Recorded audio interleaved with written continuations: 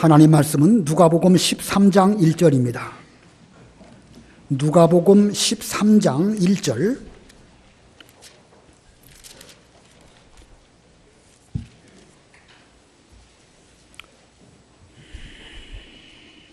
누가복음 13장 1절 봉독합니다.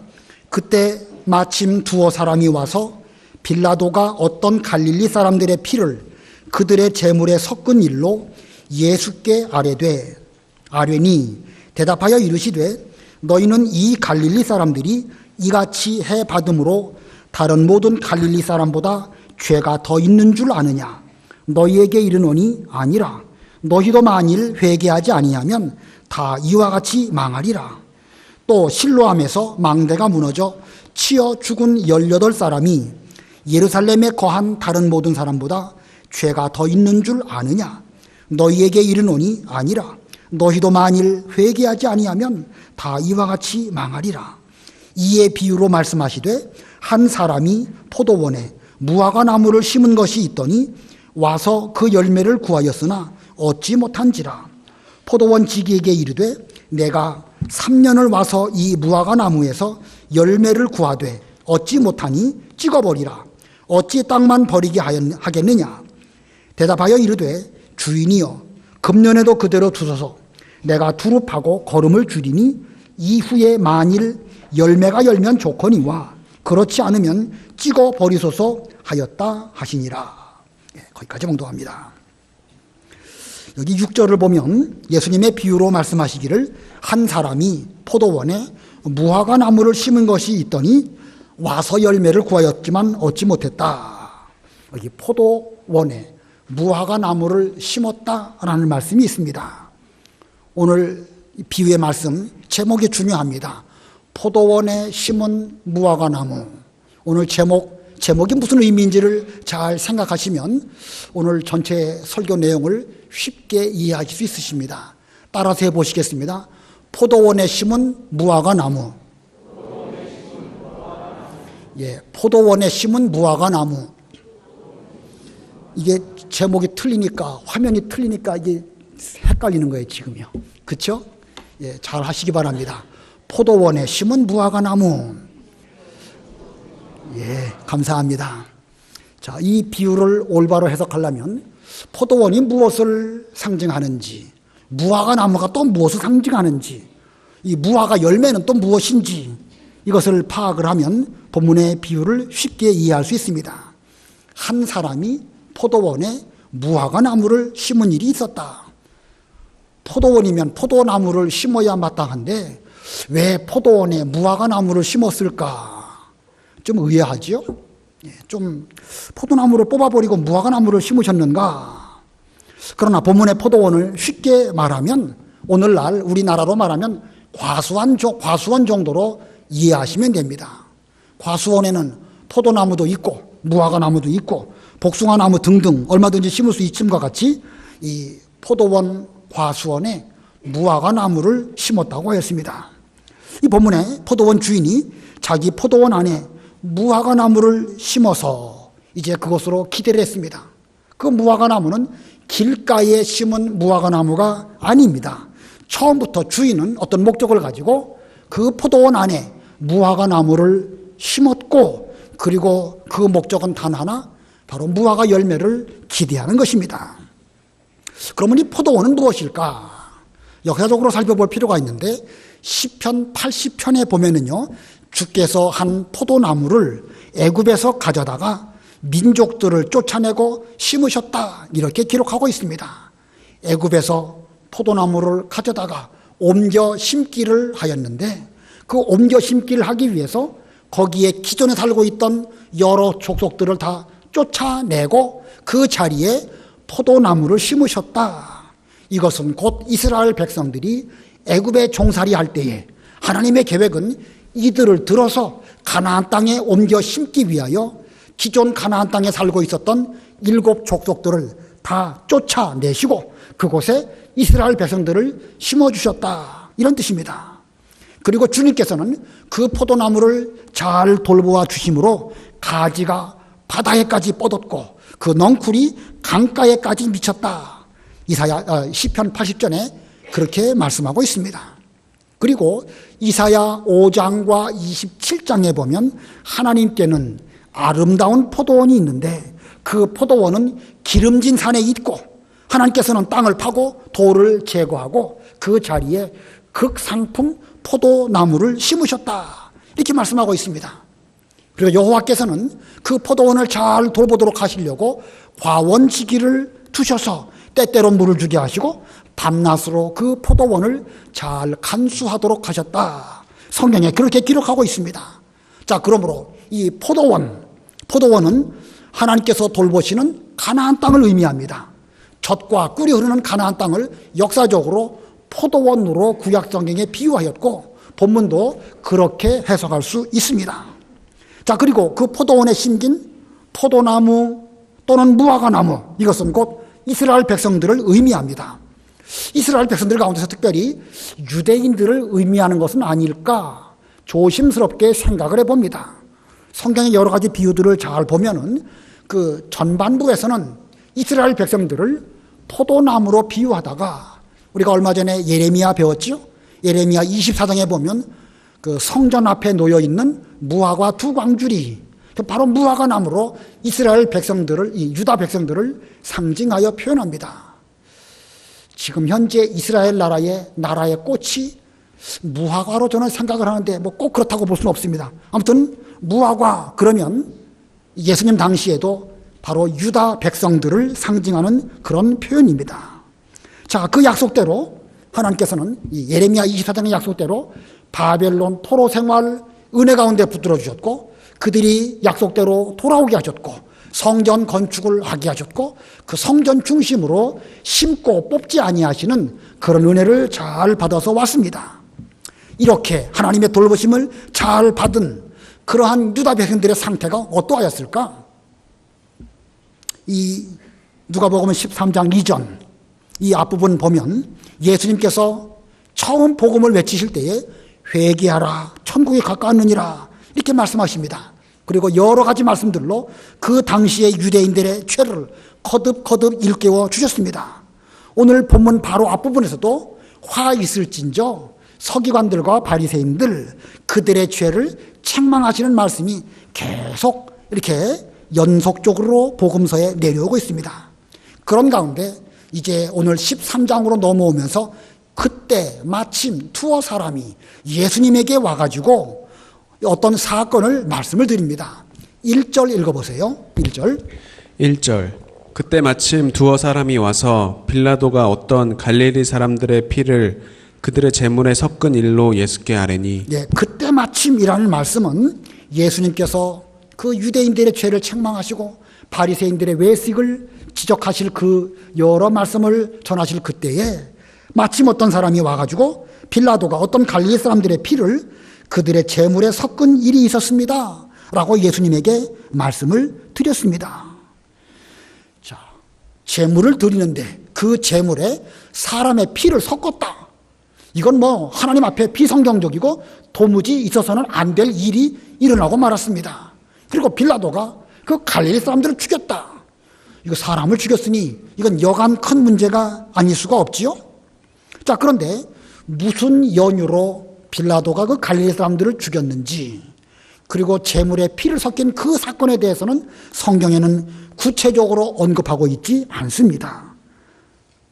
다만 예수님께서는 너희도 죄가 없는 줄로 아느냐? 너희도 회개하지 않는다고 하면 다 저들과 같이 망할 것이다. 이렇게 말씀을 하셨습니다. 본문 2절 3절 다 같이 합독하겠습니다. 2절 3절 시작. 대답하여 이르시되 너희는 이 갈릴리 사람들이 이같이 해 받음으로 다른 모든 갈릴리 사람보다 죄가 더 있는 줄 아느냐? 너희에게 이르노니 아니라 너희도 만일 회개하지 아니하면 다 이와 같이 망하리라. 자, 이 대단히 충격적인 사건 일어났었는데 예수님께서는 이 충격적인 사건에 대해서 더 이상 어떤 구체적인 말씀이나 무슨 해석이나 설명하시지 않습니다. 빌라도가 끔찍하게 사람을 죽였구나.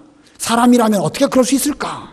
제물에 사람의 피를 섞다니 이건 하나님 앞에 보통 큰 죄를 지은 것이 아니구나. 좀 이렇게 말씀도 하시고 위로도 하시고 그 자초지종을 좀 설명하시고 대화하시면 좋겠는데 그 면에 대해서는 예수님은 말씀하시지 않습니다.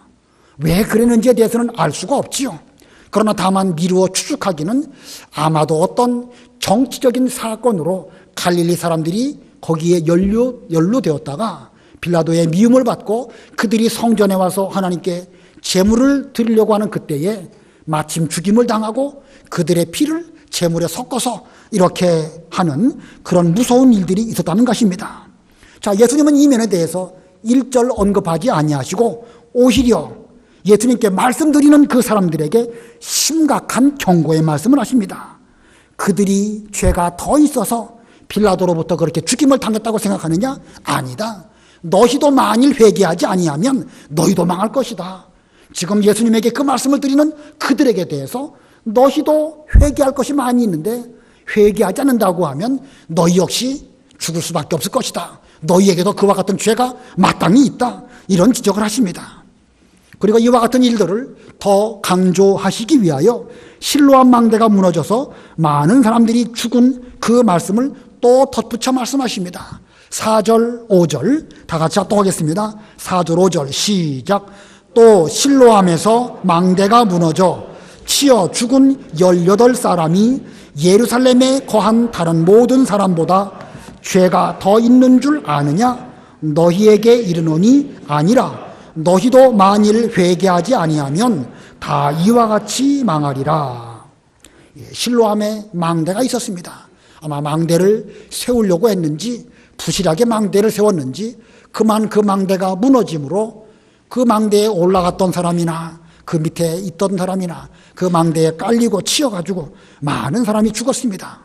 18명 죽었으니까 상당히 많은 사람이 죽은 것입니다. 그런데 왜 그 망대가 무너졌는지 사람들은 거기에 왜 올라갔는지 그런 면에 대해서는 예수님께서 구체적인 설명하시지 아니하시고 너희에게 이르노니 너희도 만일 회개하지 아니하면 다 이와 같이 망하리라. 너희에게도 회개할 것이 있는데 회개하지 않는다고 하면 다 이와 같이 망할 것이다 라고 하시면서 예수님에게 이 사건을 말씀드리는 그 사람들을 지칭해서 이와 같은 말씀을 하셨습니다. 예수님께서 가리키는 너희, 그 너희가 누구일까? 예수님께서 말씀하시는 너희는 누구일까? 넓은 의미로 말한다고 하면 그 시대의 유대인들, 형식적인 신앙생활을 하는 바리새인들, 그런 사람들이고 오늘 본문의 말씀으로 좁혀서 생각한다고 하면 빌라도에게 죽임을 당한 갈릴리 사람들이나 실로암 망대가 무너져서 죽은 사람들은 죄값으로 죽었습니다. 그러나 우리에게는 그런 재앙이 임하지 않은 것을 보면 저희들은 회개할 것이 없습니다 라고 머릿속으로 잠재적으로 생각하고 있는 그 사람들을 지칭해서 너희도 회개하지 아니하면 다 이와 같이 망할 것이다 라고 하신 것입니다. 자, 이와 같은 너희도 회개하지 않으면 다 이와 같이 망할 것이다 라는 말씀을 하시고 이어서 이 본문의 비유의 말씀을 하셨습니다. 그러므로 이 비유는 바로 너희에게 주신 말씀입니다. 너희, 그 너희가 누구일까? 본문 6절 읽어보세요. 6절 이에 비유로 말씀하시되 한 사람이 포도원에 무화과 나무를 심은 것이 있더니 와서 그 열매를 구하였으나 얻지 못한지라. 예, 비유로 말씀하셨습니다. 비유는 상당히 심오한 의미가 담겨져 있죠. 포도원에 심겨진 무화과 나무가 있었는데 주인께서 그 무화과 나무를 심으셨다. 그 나무를 심으신 포도원 주인이 오셔서 열매를 구하였지만 얻지 못했다. 아주 간단한 비유이죠. 간단한 비유이지만 이 비유 속에 의미하는 바가 상당히 깊습니다. 여기 포도원 주인, 바로 무화과 나무를 심으신 그분 누구겠습니까? 하나님이시지요. 예, 하나님이 심으셨습니다. 하나님의 능력과 주권으로 이스라엘 백성들을 하나님 백성 삼으시고 그들을 가나안 땅에 심으셨습니다. 역사적으로 볼 때 그 포도원, 아까 설명드린 것처럼 젖과 꿀이 흐르는 가나안 땅, 복지, 그곳으로 그들을 들어가게 하셨습니다. 그러면 무화과 나무는 누구이겠습니까? 아까도 이미 어느 정도 설명드렸듯이 이스라엘 백성들, 이스라엘 12지파 가운데 특별히 유다 지파, 유다 백성들 더 많이 사랑을 받고 10지파 이스라엘 백성은 멸망했을지라도 유다는 끝까지 붙드시고 바벨론 멍에를 잘 매게 하시고 돌아오게 하시고 가나안 땅에서 다시 또 스룹바벨 성전을 건축하면서 은혜를 받는 그런 삶을 살게 하셨습니다. 바로 그 유대인들을 가리켜서 무화과 나무라고 지칭한 것이고, 또 우리에게 적용한다고 하면 우리 자신은 회개할 것이 없다고 생각하는 그런 사람, 재난을 당하는 사람들을 보면서 저들은 죄값으로 하나님 앞에 징계를 받는다라고 하면서 자기 죄에 대해서는 둔감하고 돌아볼 줄 모르고 회개하지 않는 그런 사람에게 대하여서 지금 이 무화과 나무라고 말씀하셨습니다. 그러면 포도원 주인이 무화과 나무에게 구하는 열매, 그 열매는 무슨 열매겠죠? 회개 열매입니다. 회개의 열매, 회개에 합당한 열매를 맺으라고 지금 이 비유를 말씀하신 것입니다. 다시 말하면 너희도 회개하지 아니하면 다 이와 같이 망하리라 하시는 5절의 말씀을 다시 한번 이해하도록 하시려고 이 비유를 주신 것입니다.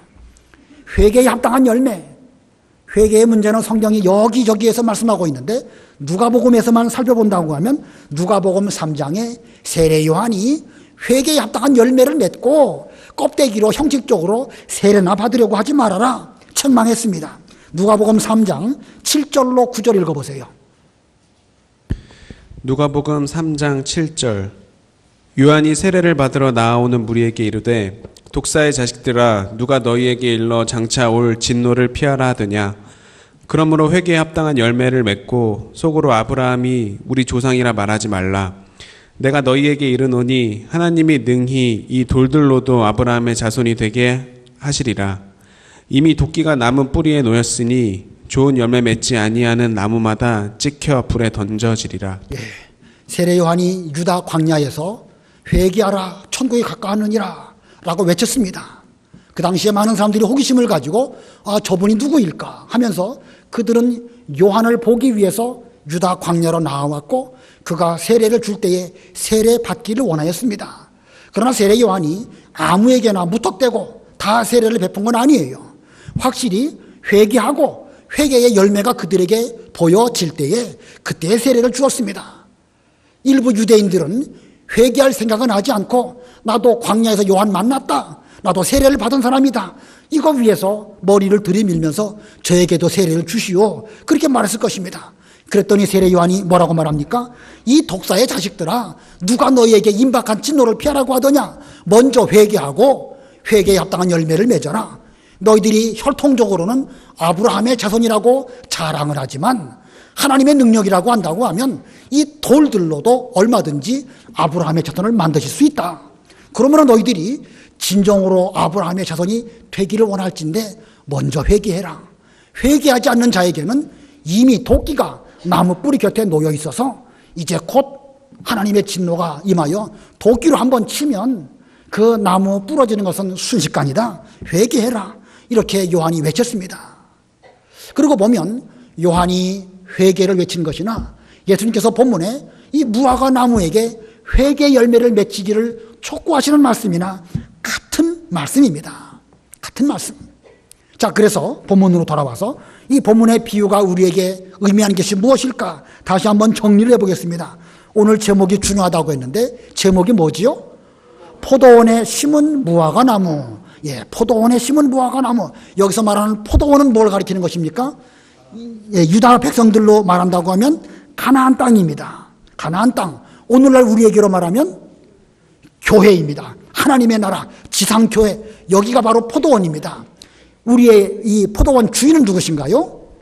하나님이십니다. 교회의 주인 하나님이시고 가나안 땅 하나님의 소유된 그런 곳입니다.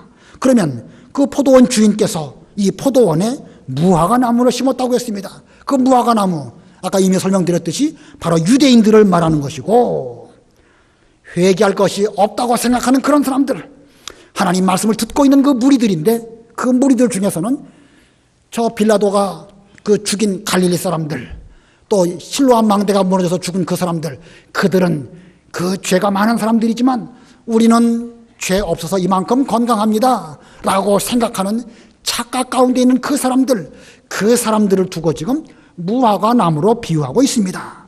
그리고 거기서 맺혀야 할 열매, 이것은 곧 회개입니다.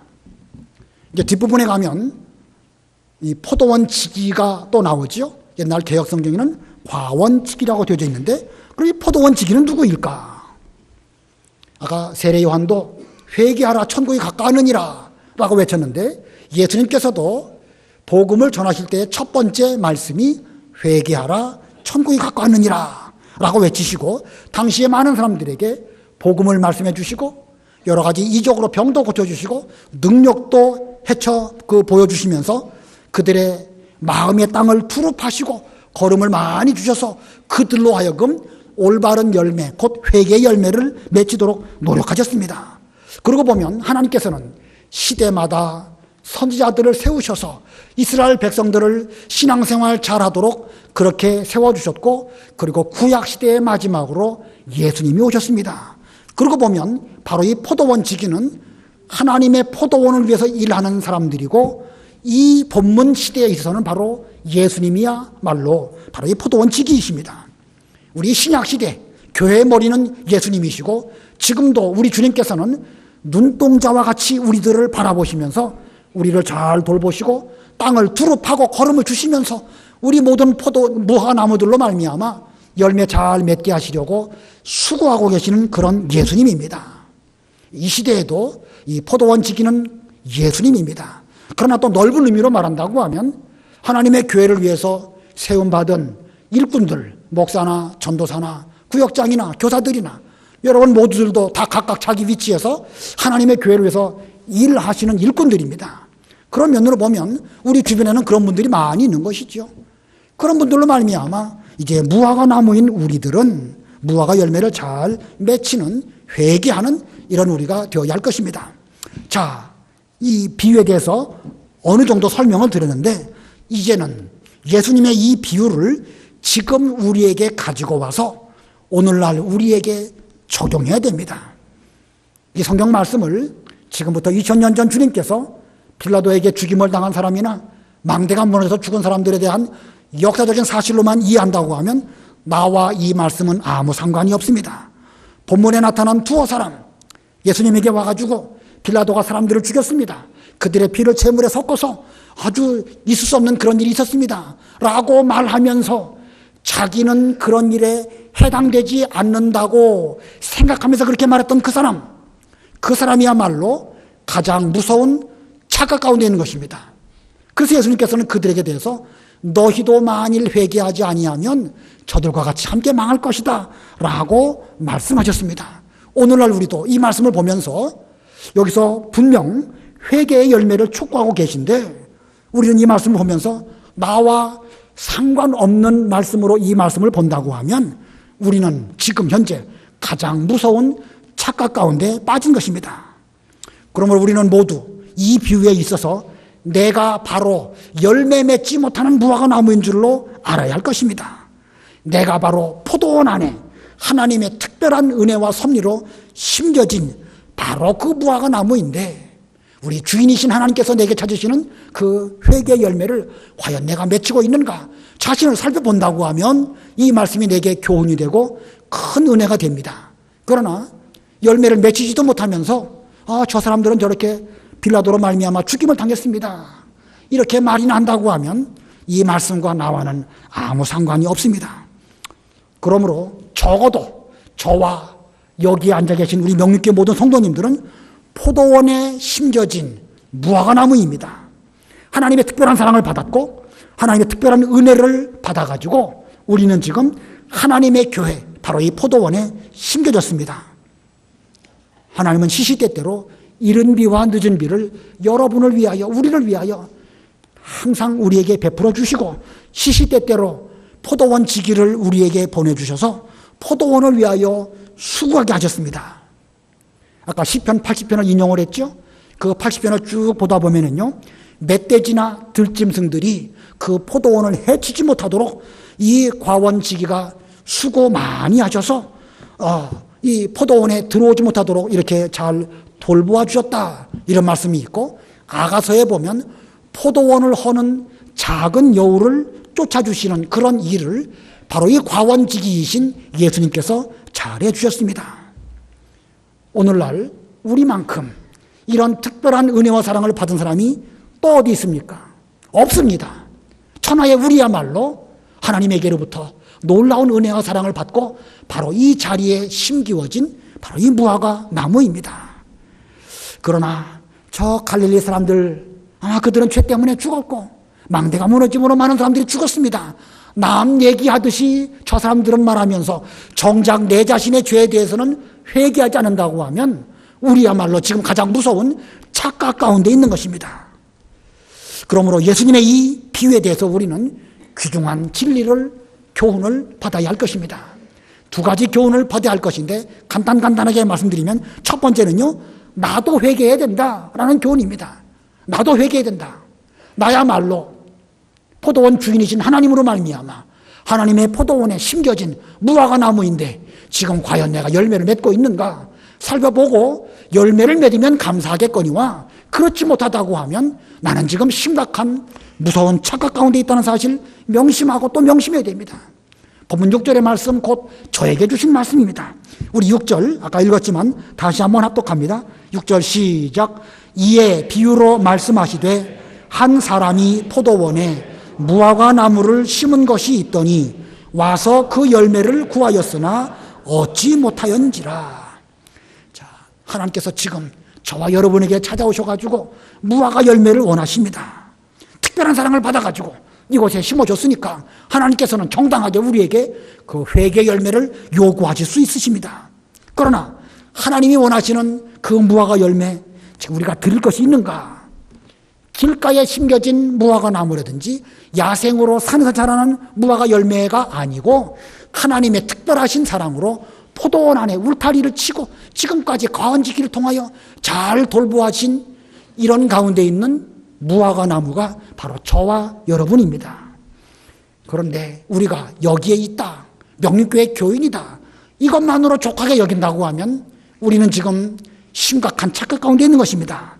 이러한 특별한 사랑을 받았다고 하면 받은 바 그 사랑에 보답하기 위하여 무화과 열매를 주인 되시는 하나님께 마땅히 드려야 한다는 사실 명심하고 저도 회개할 것이 분명히 있으니까 찾아서 회개될 것이고 우리 모두도 한 사람 한 사람마다 다 자신의 상태를 살펴보시고 회개할 것 찾아서 회개해야 됩니다. 지금 우리가 살 길은 회개밖에 없습니다. 남 얘기할 게 아닙니다. 남 얘기, 어떤 사람이 무슨 죄를 지어가지고 어떻더라, 남 얘기할 것이 아니라 내가 과연 하나님 앞에서 무화과 나무로서 어떤 열매를 맺혔는가, 남 얘기하지 말고 중요한 것은 내가 바로 회개할 사람인 줄을 깨닫고 회개해야 됩니다. 잎사귀만 무성한, 다른 그 성경 말씀에 잎사귀만 무성한 무화과 나무 예수님의 저주를 받았죠. 그래서 그 유다 백성들은 추후 70년에 예루살렘이 함락되고 유다라고 하는 나라는 역사 속으로 사라지는 그런 무서운 일을 만나고 말았습니다. 오늘날 우리가 여러 가지 회개할 것이 많이 있지만 특별히 잎사귀만 무성한 그런 무화과 나무는 아닐까. 원하시는 열매를 맺혀드리지 못하고 껍데기 형식적으로 몇몇 가지 자라는 그거 가지고 나는 잘 믿는다, 우리는 잘 배웠다, 이거 자랑하는 우리가 되지 말고 마땅히 나도 회개할 사람이다 라고 깨달으시고 회개하는 저와 여러분이 다 되시기를 바랍니다. 그 다음에 본문에서 우리가 받아야 할 두 번째 교훈은요, 회개에는 기한이 있다는 사실입니다. 회개의 기회가 느리는 것이 아니고 지금 회개하지 않는다고 하면 두 번 다시 기회가 없다는 사실을 명심해야 됩니다. 그래서 두 번째는 회개에는 기한이 있다. 본문 7절로 9절 읽어보세요. 7절 포도원지기에게 이르되 내가 3년을 와서 이 무화과 나무에서 열매를 구하되 얻지 못하니 찍어버리라. 어찌 땅만 버리게 하겠느냐. 대답하여 이르되 주인이여 금년에도 그대로 두소서. 내가 두릅하고 거름을 줄이니 이후에 만일 열매가 열면 좋거니와 그렇지 않으면 찍어버리소서 하였다 하시니라. 포도원 주인께서는 이 포도나무를 심으시고 그리고 덮어놓고 무조건 열매 내느라 이렇게 억지하시는 그런 하나님 아버지 아니십니다. 그 하나님께서는 먼저 심으시고 포도원 지기를 두시고 3년 동안 기다려 주셨습니다. 왜냐하면 이 무화과 나무는 심은 지 3년은 지나야 열매를 딸 수 있기 때문에 이제 충분한 시간을 그 무화과 나무에게 주셨습니다. 그리고 3년간 포도원 지기는 최선을 다해서 무화과 나무를 잘 돌보아 주셨습니다. 그러므로 주인께서 이 무화과 나무에게 열매를 구하는 거, 이건 정당한 것이고, 또 열매가 없으면 어찌 땅만 버리겠느냐, 찍어버려라 라고 명령하시는 것도 어찌 보면 마땅한 것입니다. 이러한 마땅한 일이 있어야 정상임에도 불구하고 이 포도원 지기이신 예수님께서 이 무화과 나무를 대신해서 포도원 주인에게 간구드립니다. 주인이시여, 금년 한 번만 더 참아주십시오. 내가 두릅하고 거름을 많이 주도록 하겠습니다.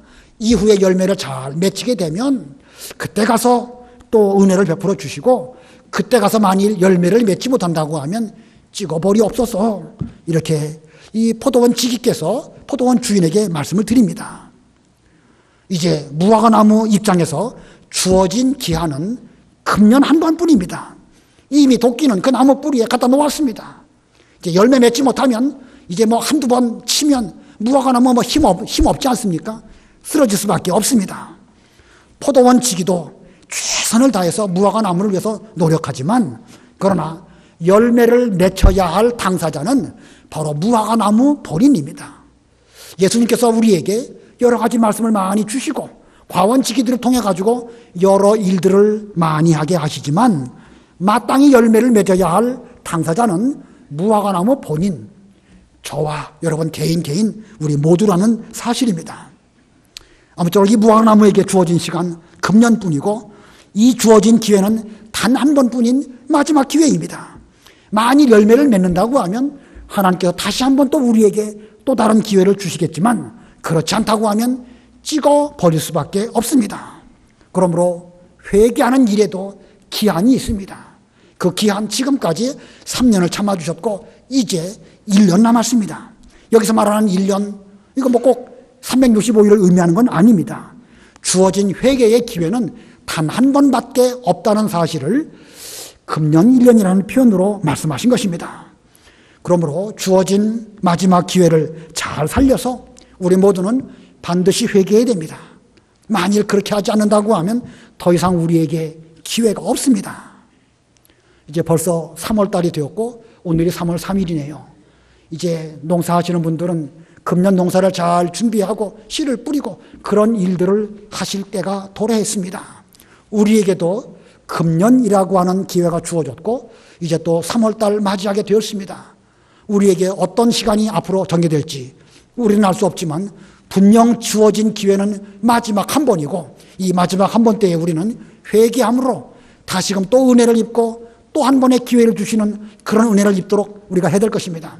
만일 그렇지 않다고 하면 어찌 땅만 버리겠느냐, 찍어내 버리라 라고 하시는 엄한 명령이 우리에게도 임할 수밖에 없습니다.